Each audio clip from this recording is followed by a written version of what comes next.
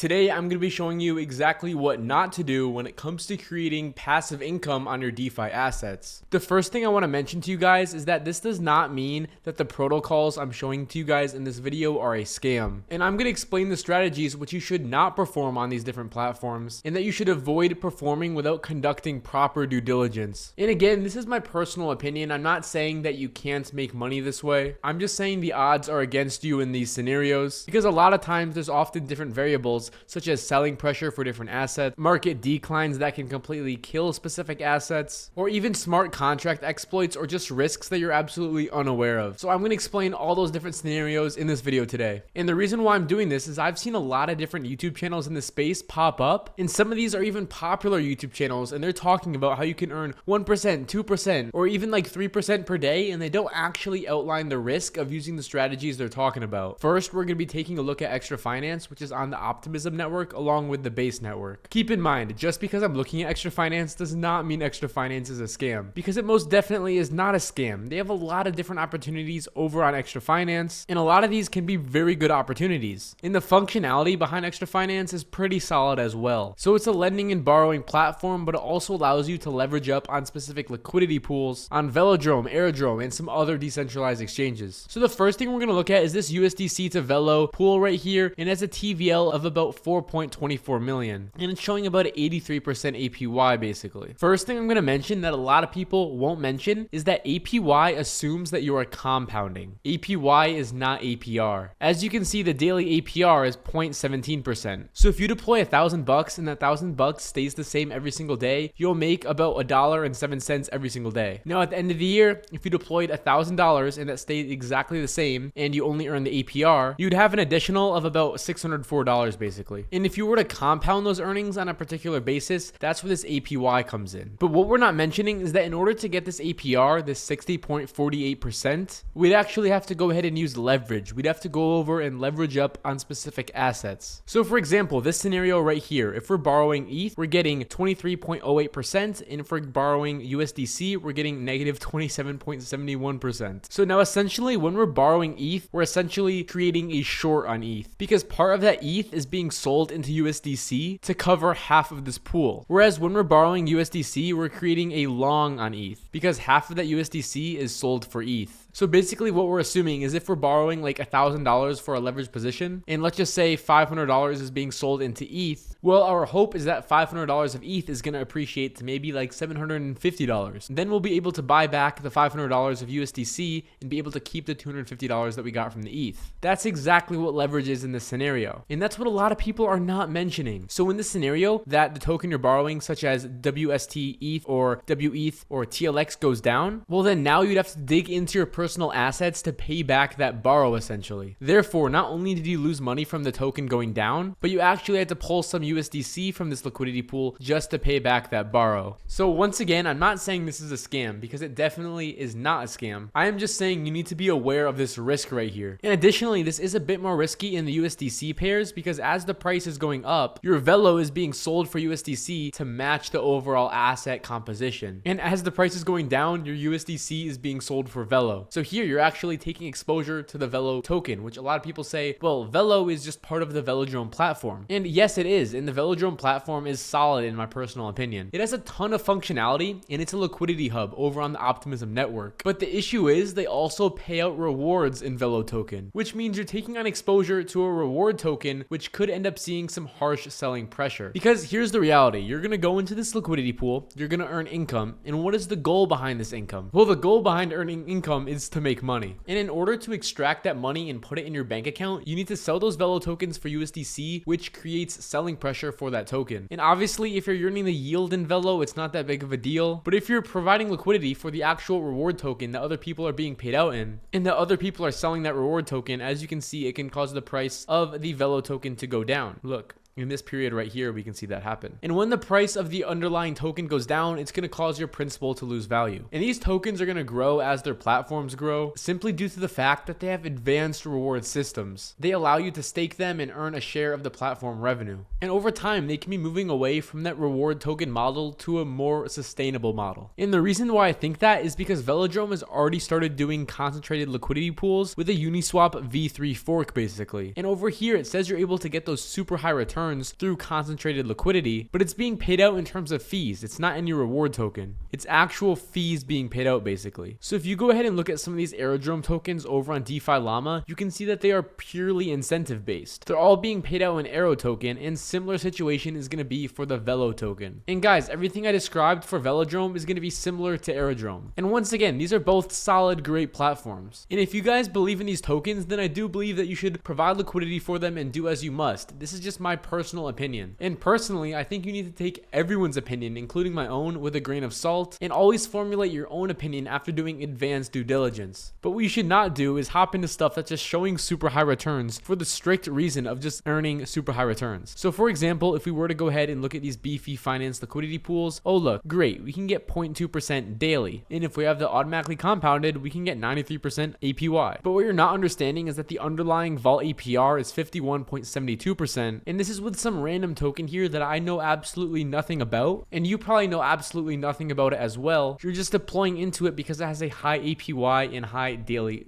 quote unquote earnings. And you're just deploying into it because it has a high APY. And what I will say, if you could easily make like 1% a day or really high amounts per day, then everyone would be doing it. And there's always complications, and there are going to be scenarios where you do make money on these pools. And there's scenarios where our builder wealth clients make money on these pools, but it's all about proper risk management and just about not throwing your whole entire portfolio into something like this thinking you're going to get really high earnings per day. Now granted, if you have the right timing and throw your entire portfolio in there, then maybe you will make a bunch of money. But you need to take calculated risks as opposed to uncalculated risks and unmanaged risks. So something I'd be much more comfortable with is not just hopping into random stuff like VAM OP Velo doing 41% APR or VAM USDC Velo doing 60% APR. So something I'd personally be more comfortable with is not just hopping into pools like VAM USDC to Velo at 60% APR or here VAM OP Velo to 41% APR just because of the high APR. I would be more comfortable with proper allocation, and I'd want to take a more comfortable approach where I'm getting into pools where I know the assets and I'm comfortable taking on exposure to them, such as USDC. So maybe I'd want to put in 20% into one pool, 20% of my portfolio into another, and I'd personally just be investing into pools where I know a lot of information about the assets that I'm taking on exposure to. So you need to understand risk before you hop into stuff. That's basically what this whole video is about. So now to get off of Velodrome/Aerodrome, let's look at Raydium.io. There's a lot of noise over on Raydium. Like if we head over to some of these standard liquidity pools, you're gonna notice there's some pools doing these crazy APRs, like above 999%. Some of these barely have any liquidity, and there's a lot of meme coins on here as well. So if you don't want to invest into meme coins, don't invest your capital into these. Or if you don't feel comfortable holding meme coins, why deploy into the actual liquidity pool? Unless it's strictly from an income perspective, then maybe it makes sense to do so. But once again, just know what you're getting yourself into. So let's take a look over at Popcat. So let's zoom out to the past 3 months. It looks like they're up a bit. It started the month at about 49 cents and now is at 83 cents. But what would happen if you deployed into it at about 70 cents and then it went down all the way to 36 cents within a few days? Well, even if you're getting that 63%, you'd still be getting the APR, but the coin itself had gone down in value. So your base investment will be worth a lot less. So you'd still be getting the APR, but the value of the token itself had gone down in value and your base investment would be worth a lot less. So that wouldn't really make sense, right? You don't want to take on these risks that you don't know too much about. But if it's timing, maybe you're timing it perfectly, and hey, maybe you enter right here where it's 25 cents, then it goes up a few days later to like 60 cents. Then you could make some solid money on these meme coins. Another thing that we like to do at Builder Wealth is have like 90% of our portfolio on blue chip assets and stuff that we were really confident on and think that will do really well. And then also have some stuff that is allocated to some riskier stuff. So at Builder Wealth, we do hold some assets that are riskier. So stuff on Aerodrome, the base network, and even Velodrome. But in those scenarios, what we're doing is hopping into these positions strictly for income and then selling those reward tokens, and we're also providing liquidity for those reward tokens. But this is more of a short-term play and we can make some money. And then once you make this certain amount of money, we just get out. And we're also taking all the profits and rewards and selling those for stable coins. That way we can create an overall buffer for our portfolio. So number one, we have managed our risk by only taking on about 10% of our portfolio to these riskier assets. And then number two, we have managed it even further because we're not just deploying into one position, we're deploying into like 5 different positions. And then number three, we're consistently taking profit, so that way we have a buffer, and that buffer is for a scenario where in case those assets do decline. And then number four, we are preparing for the worst. We know exactly how much risk we're taking on, and we're prepared for if our assets actually were to go to zero, and we're comfortable with that, with those riskier pools and pools in general we're getting into. And of course, I don't want my capital to go to $0. No one does. But of course, we know that that is the risk in those pools. And of course, everyone's strategy is going to be different, but a proper approach could be just providing liquidity on assets that you're bullish on. So that could be maybe you like SOL and you also like WIF token. So what you could do is put SOL to WIF in a concentrated liquidity pool, and you could earn roughly 25 or 26% APR on that. Remember, I'm not a financial advisor in any way. I'm not telling you what you should or shouldn't do with your money. I'm just giving you my opinion about what not to do in the decentralized finance space. If you enjoyed this video, make sure to like and subscribe with post notifications on,